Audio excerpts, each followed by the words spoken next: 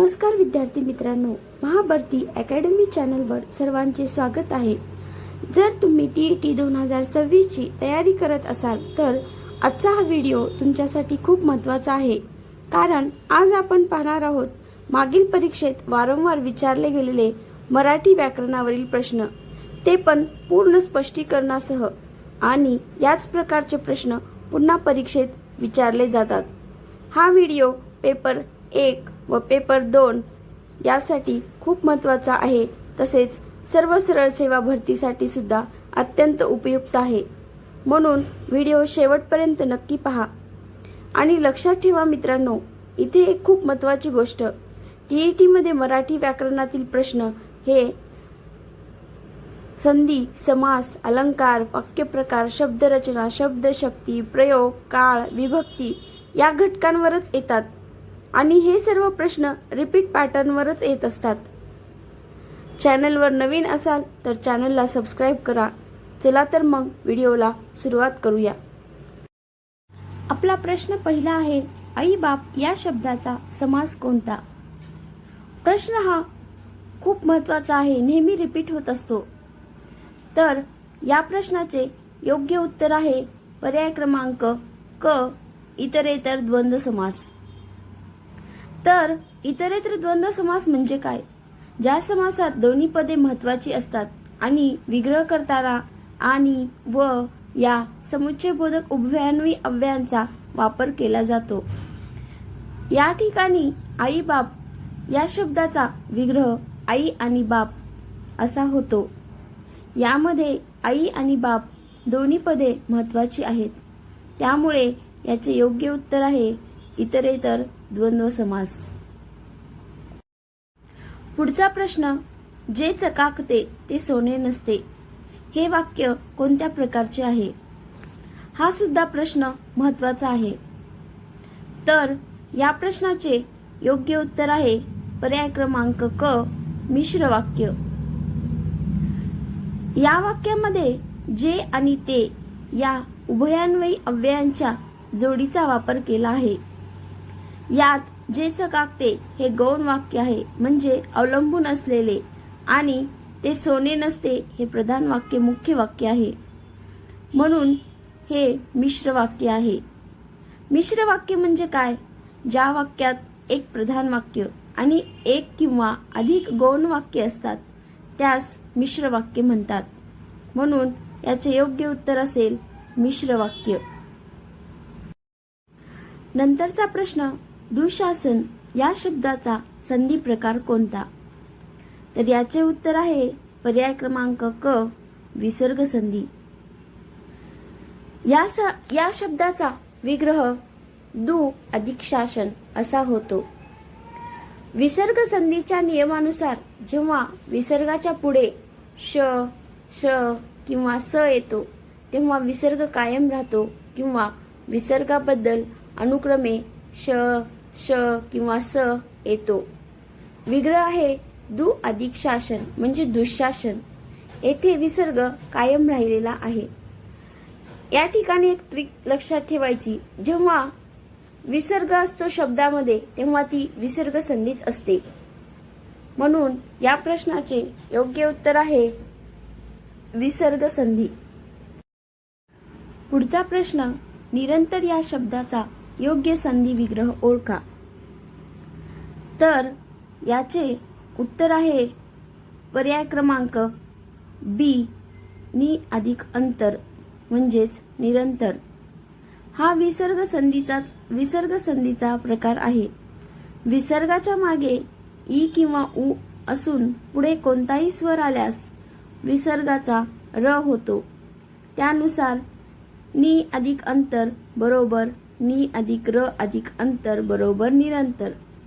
लक्षात ठेवण्यासाठी ट्रिक आहे, नीच्या पुढे विसर्ग अधिक अ किंवा ई किंवा उ बरोबर र येतो। याचे उदाहरण पाहूया। नि अधिक आशा म्हणजेच निराशा, नि आणि विसर्ग अधिक अर्थ बरोबर निरर्थ। म्हणून याचे योग्य उत्तर आहे नि विसर्ग अधिक अंतर। नंतरचा प्रश्न, आम्ही गहू खातो या वाक्यातील शब्दशक्ती ओळखा.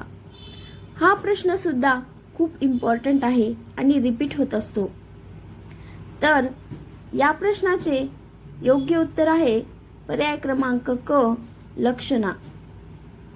जेव्हा शब्दाचा मूळ अर्थ न घेता त्याशी सुसंगत असा दुसरा लाक्षणिक अर्थ घेतला जातो तेव्हा त्या शब्दशक्तीला लक्षणा शब्दशक्ती म्हणतात. या वाक्यामध्ये गहू म्हणजे प्रत्यक्ष धान्य खाल्ले जात नाही, तर गव्हापासून बनवलेले पदार्थ, उदाहरणार्थ चपाती, पोळी, अजून आणखी पदार्थ असा त्याचा अर्थ घेतला जातो. जेव्हा शब्दाच्या मुख्य अर्थाला बाधा येते आणि त्याच्याशी संबंधित दुसरा अर्थ घ्यावा लागतो तेव्हा तिथे लक्षणा शब्दशक्ती असते. म्हणून याचे योग्य उत्तर आहे लक्षणा शब्दशक्ती. नंतरचा प्रश्न, मराठी भाषेचे पाणिनी कोणास म्हणतात? हा प्रश्न खूप वेळा एक्झाम मध्ये विचारण्यात आलेला आहे. तर याचे योग्य उत्तर आहे पर्याय क्रमांक ब, दादोबा पांडुरंग तर्खडकर. मराठी भाषेचे पाणिनी दादोबा पांडुरंग तर्खडकर यांना म्हटले जाते. त्यांनी मराठी भाषेचे व्याकरण पद्धतशीरपणे मांडले आणि त्यांनी मराठी भाषेचे व्याकरण हे महत्त्वाचे पुस्तक लिहिले ते 1836 मध्ये. म्हणून त्यांना मराठी भाषेचे पाणिनी असे संबोधले जाते. पुढील प्रश्न, देवाने मला खूप काही दिले आहे. या वाक्यातील देवाने या शब्दाची विभक्ती ओळखा. हा सुद्धा प्रश्न महत्त्वाचा आहे. प्रत्येक वर्षी विभक्ती या घटकावर किमान 1 किंवा 2 प्रश्न विचारले जातात. तर या प्रश्नाचे योग्य उत्तर आहे पर्याय क्रमांक ब, तृतीया. देवाने या शब्दामध्ये ने हा प्रत्यय लागला आहे आणि विभक्तीमध्ये ने, ए, शी हे प्रत्यय तृतीया विभक्तीचे एकवचनी प्रत्यय आहेत. येथे देव हा कर्ता असून त्याला ने प्रत्यय लागल्यामुळे ती तृतीया विभक्ती ठरते. देवाने या शब्दामध्ये देव हा मूळ शब्द असून त्याला ने प्रत्यय लागलेला आहे. लक्षात ठेवा, ने, एशी हे एकवचनी प्रत्यय आहेत, तर नी, ही, ईशी हे अनेक वचनातील प्रत्यय आहेत. नंतरचा प्रश्न, तो गाणे गातो. या वाक्यातील प्रयोग ओळखा. हा सुद्धा महत्त्वाचा प्रश्न आहे. प्रत्येक वेळेस प्रयोगावर 2 तरी प्रश्न विचारण्यात येतात. याचे योग्य उत्तर आहे पर्याय क्रमांक ब, सकर्मक कर्तरी प्रयोग. या वाक्यामध्ये तो हा कर्ता आहे, गाणे हे कर्म आहे आणि गातो हे क्रियापद आहे. आपण या वाक्याला प्रश्न विचारला तर तो काय गातो, तर याचे उत्तर येते गाणे म्हणजे कर्म आहे. कर्ता क्रिया करतो म्हणजेच कर्तरी प्रयोग आणि क्रियेला कर्म आहे म्हणजेच सकर्मक. त्यामुळे हा सकर्मक कर्तरी प्रयोग आहे. याची व्याख्या पाहूया आपण. या वाक्यात कर्ता तो असून तो प्रथमा विभक्तीत आहे. तसेच कर्त्याचे लिंग किंवा वचन बदलल्यास क्रियापदाचे रूप बदलते. उदाहरणार्थ, ती गाणे गाते, ते गाणे गातात, म्हणून हा कर्तरी प्रयोग आहे. लक्षात ठेवा, वाक्यामध्ये गाणे हे कर्म आलेले आहे आणि ज्या कर्तरी प्रयोगात कर्म असते त्याला सकर्मक कर्तरी प्रयोग असे म्हणतात. म्हणून याचे उत्तर आहे सकर्मक कर्तरी प्रयोग. पुढील प्रश्न, गरजेल तो पडेल काय. या वाक्यातील सर्वनामाचा प्रकार ओळखा. या ठिकाणी सर्व प्रश्न हे खूप महत्त्वाचे आहेत. शब्दांच्या जातीवर सुद्धा 2-3 प्रश्न विचारलेले असतात. तर या ठिकाणी या प्रश्नाचे योग्य उत्तर आहे पर्याय क्रमांक क, संबंधी सर्वनाम. तो हे सर्वनाम आहे. गरजेल या क्रियेशी जोडून आहे. जो गरजेल तो असा अर्थ तयार होतो. म्हणजेच तो हे पूर्वीच्या जोशी संबंधित आहे. अशा प्रकारच्या सर्वनामाला संबंधी सर्वनाम म्हणतात. वाक्यामध्ये जो तो, जे ते, ज्याला त्याला हे पॅटर्न दिसलं की नेहमी लक्षात ठेवायचं त्या ठिकाणी संबंधी सर्वनामच आलेले असते. म्हणून याचे योग्य उत्तर आहे संबंधी सर्वनाम. पुढील प्रश्न, शारदेच्या चंद्रकलेप्रमाणे तिचे मुख दिसते. या वाक्यातील अलंकार ओळखा. आपल्याला प्रत्येक एक्झाम मध्ये 2-3 प्रश्न अलंकारवर विचारलेले असतात. तर या प्रश्नाचे योग्य उत्तर आहे पर्याय क्रमांक ब, उपमा अलंकार. ते कसे आपण पाहूया. उपमा अलंकार म्हणजेच जेव्हा 2 वस्तूंमधील साम्य दर्शवण्यासाठी सारखा, सारखी, प्रमाणे, गत, सुदृश्य यासारखे साम्यवाचक शब्द वापरले जातात तेव्हा तिथे उपमा अलंकार असतो. या वाक्यामध्ये मुख हे उपमेय आहे आणि चंद्रकला हे उपमान आहे. यांची तुलना करण्यासाठी प्रमाणे हा शब्द वापरला आहे म्हणून हा उपमा अलंकार आहे. लक्षात ठेवण्यासाठी ट्रिक, उपमा अलंकारमध्ये नेहमी सारखा, सारखी, प्रमाणे, गत, सदृश्य यासारखे शब्द वापरले जातात. पुढचा प्रश्न, मुले मैदानावर खेळली. या वाक्यातील क्रियापदाचा काळ ओळखा. हा सुद्धा महत्वाचा आहे कारण की प्रत्येक वर्षी काळ या घटकावर प्रश्न विचारलेले असतात. तर या प्रश्नाचे योग्य उत्तर आहे पर्याय क्रमांक क, साधा भूतकाळ. या वाक्यामध्ये खेळली या शब्दावरून खेळण्याची क्रिया भूतकाळात घडली आहे हे समजते. भूतकाळामध्ये क्रियापदाला सामान्यतः ला, ली, ले, लो हे प्रत्यय लागतात. उदाहरणार्थ खेळ अधिक ली बरोबर खेळली. साधा भूतकाळ म्हणजे काय? जेव्हा क्रियापदाच्या रूपावरून क्रिया नुकतीच पूर्ण झाली आहे असा बोध होतो तेव्हा त्याला साधा भूतकाळ म्हणतात. पुढील प्रश्न, चहा पाणी हा शब्द कोणत्या समासाचे उदाहरण आहे? हा सुद्धा इम्पॉर्टंट क्वेश्चन आहे. याचे योग्य उत्तर आहे पर्याय क्रमांक बी, समाहार द्वंद्व समास. यामध्ये विग्रह होतो चहा, पाणी व त्यासोबतचे इतर फराळाचे पदार्थ. जेव्हा आपण कोणाला चहा पाण्याला बोलवतो तेव्हा त्यात फक्त चहा आणि पाणी नसून बिस्किटे किंवा इतर अल्पोपाराचे समावेश असतो. म्हणून हा समाहार द्वंद्व समास आहे. तर समाहार द्वंद्व समास म्हणजे काय? ज्या समासातील पदांचा विग्रह करताना त्यातील पदांच्या अर्थाशिवाय त्याच जातीच्या इतर पदार्थांचाही त्यात समावेश असतो त्याला समाहार द्वंद्व समास म्हणतात. म्हणून याचे उत्तर आहे समाहार द्वंद्व समास. नंतरचा प्रश्न, आईने मुलाला निजविले. या वाक्यातील क्रियापदाचा प्रकार कोणता? क्रियापदाच्या प्रकारावरती सुद्धा प्रत्येक वेळेस प्रश्न विचारलेला असतो.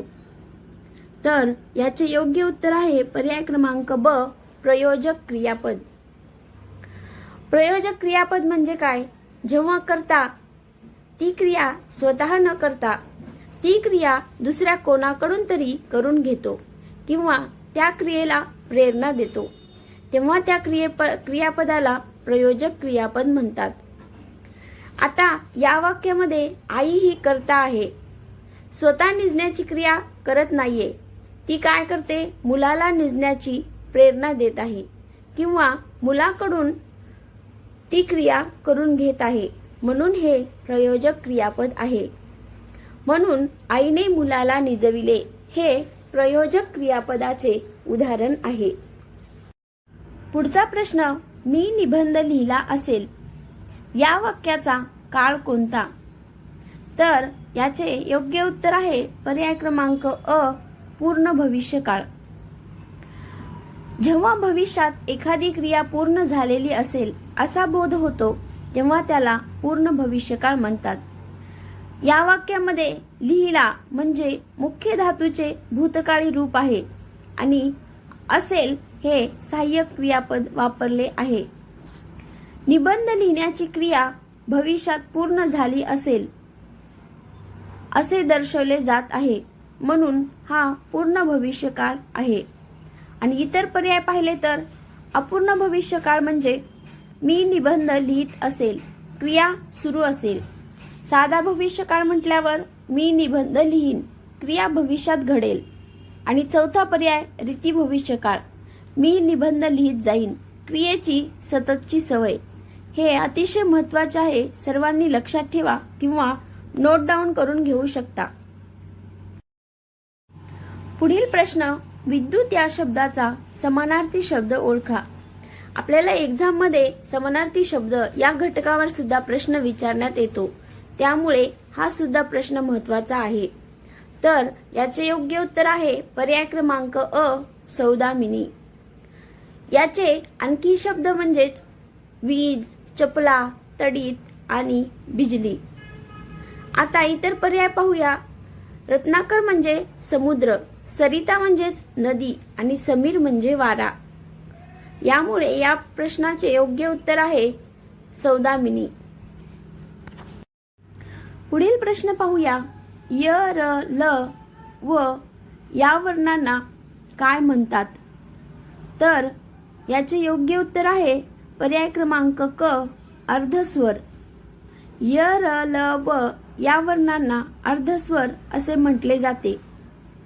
मराठी व्याकरणामध्ये य, र, ल व या व्यंजनांचा उच्चार करताना जिभेचा स्पर्श पूर्णपणे होत नाही. तुम्ही सुद्धा करून पाहू शकता, म्हणून त्यांना अर्धस्वर किंवा अंतस्थ वर्ण म्हणतात. या ठिकाणी उष्मे पाहूया, म्हणजे पर्याय क्रमांक अ चे पाहूया उदाहरण. श, स, स हे उष्मे आहेत. यांचा उच्चार करताना घर्षणामुळे उष्णता निर्माण होते. आता महाप्राण कोणते आहे? ह. ज्या वर्णाचा उच्चारात ह ची छटा असते. आणि अनुनासिक म्हणजे न, त्र, न, न, म ज्यांचा उच्चार नाकातून होतो. यामुळे य, र, ल व हे अर्धस्वर आहेत. नंतरचा प्रश्न, गायीने गवत खाल्ले या वाक्याचा प्रयोग ओळखा. तर या प्रश्नाचे बरोबर उत्तर आहे पर्याय क्रमांक ब, कर्मणी प्रयोग. तर यामध्ये प्रयोग ओळखण्याची खूण पाहूया आपण. जर आपण कर्म बदलले, म्हणजे उदाहरणार्थ गायीने भाकरी खाल्ली, तर क्रियापद बदलते. कर्ता काय आहे? गायीने. कर्त्याला ने हा प्रत्यय आहे. कर्म गवत, कर्म प्रथमा विभक्तीमध्ये आहे.